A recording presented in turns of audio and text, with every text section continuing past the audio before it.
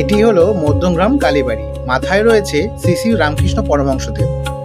পরপর 6টি মন্দির এক জায়গায় থাকার ফলে ভক্তের সমাগমও খুব বেশি হয়। এটি হলো মায়ের মন্দির। এছাড়া রয়েছে শ্রী রামকৃষ্ণ ঠাকুরের মন্দির, গণেশ মন্দির, গ্রহরাজ মন্দির, কৃষ্ণ মন্দির এবং শিব মন্দির। ভগবান গণেশের এই বিগ্রহ দেখলে আপনিও মায়ায় পড়ে যাবেন। মন্দির খোলার সময় সকাল 5টা থেকে দুপুর 12টা, বিকেল 4:30 থেকে রাত্রি 8:30। সকাল 10টা থেকেই সব মন্দিরে পুজো শুরু হয়ে যায়।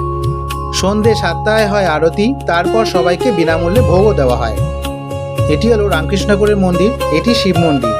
মা ভগবতী এখানে পূজিত হন সর্বমঙ্গলা রূপে। যেখানে মা থাকবেন সেখানে বাবা ভোলানাথ তো থাকবেনই।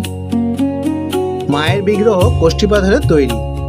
শিয়ালদাহ বা বনগাঁ থেকে ট্রেনে নামতে হবে মধ্যগ্রাম স্টেশন। সেখান থেকে হাঁটা পথে 10 মিনিট বা টোটোতে 10 টাকা ভাড়া দিয়েও এখানে চলে আসা যায়। রয়েছে কৃষ্ণ মন্দিরও।